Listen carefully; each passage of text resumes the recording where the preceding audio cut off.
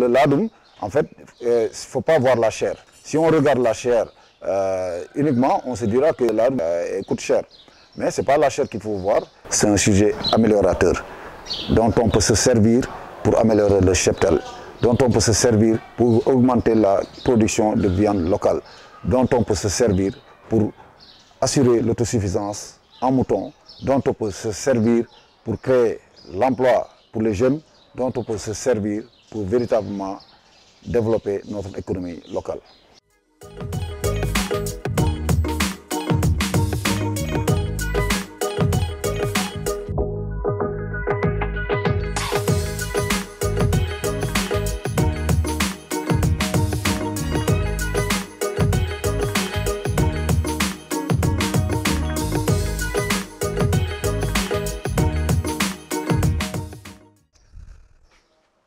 Bonjour, bienvenue à l'agence Ecofin.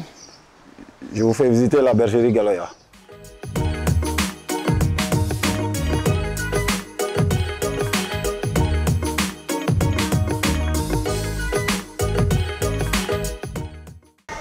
Là, vous avez un box, c'est une chambre de lutte, donc c'est une chambre où il y a le géniteur et les femelles qui sont prêtes à être saillies. Et comme vous le comprenez, on a beaucoup de box, on fait l'allottement. Et l'allottement suit l'état physiologique des sujets. Parce que pour quand même donner une bonne alimentation équilibrée, il faut mettre les sujets par l'eau. Parce que suivant l'état physiologique, la quantité consommée par bête varie d'un sujet à l'autre. Et raison pour laquelle ceux qui doivent être, sont prêts à être saillis sont mis dans un même lot que vous voyez là avec le mâle. Celles qui ont mis bas ont leur chambre à part. Celles qui viennent d'être saillies ont leur chambre à part. Les agneaux en croissance ont leur chambre à part. Et les sujets à engraisser également ont leur box à part. On a quand même d'excellents mâles, on tourne avec 4-5 géniteurs qui ont un pédigré excellent, mais par rapport à la saillie, on choisit le mâle qui est le moins apparenté à la femelle, justement pour éviter la consanguinité. Parce que quand même la consanguinité c'est quelque chose qu'il faut bien regarder, vu que ça crée beaucoup de maladies qui gangrènent aujourd'hui notre élevage. Le critère le plus important c'est le pédigré. Hein, parce qu'un bon mâle, c'est un reproducteur. Donc un bon reproducteur, ce qu'il doit reproduire, c'est ce qu'il a dans lui, en lui. Hein. Donc lui, ce qu'il a, c'est ce qu'il a hérité de ses parents. Donc il faut, pour qu'il soit un bon reproducteur, il faut d'abord qu'il ait un bon pédigré. Et avoir un bon pédigré, c'est vraiment avoir de bons parents. Des parents qui sont vraiment des champions. Et même de grands-parents. Parce que moi, quand je choisis mon mâle, non seulement je choisis ses parents, mais je choisis également ses grands-parents. Et là, je suis sûr que ce mâle-là va me faire une bonne production.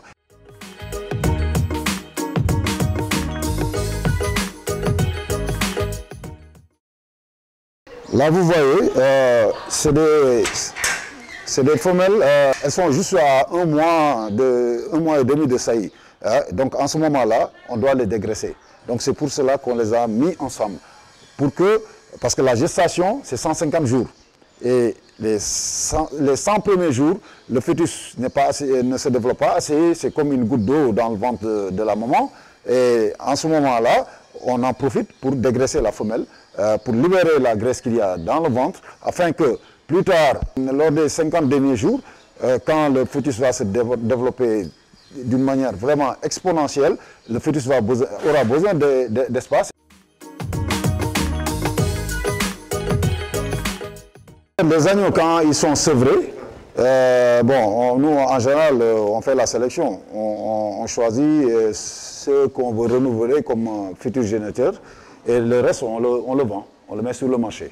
Les gens, ils achètent ça très tôt parce que, déjà, peut-être à cet âge-là, c'est plus abordable.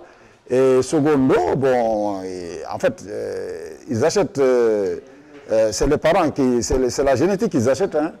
Et quand on parle de génétique, c'est les parents. Quand on se permet d'acheter un agneau peut-être à un certain prix, c'est les gènes qu'on achète en quelque sorte. Parce qu'on a confiance aux parents.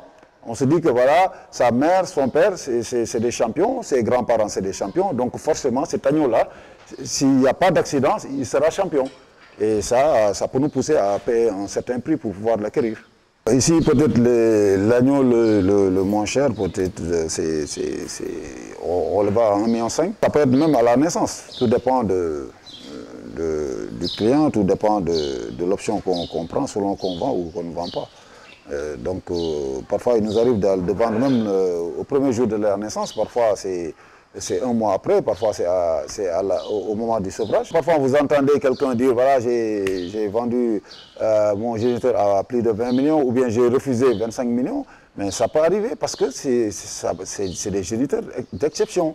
C'est un géniteur qui est non seulement très grand, très beau, donc du point de vue phénotype, il est excellent, mais il est également excellent du point de vue génotype, donc du point de vue du pédigré.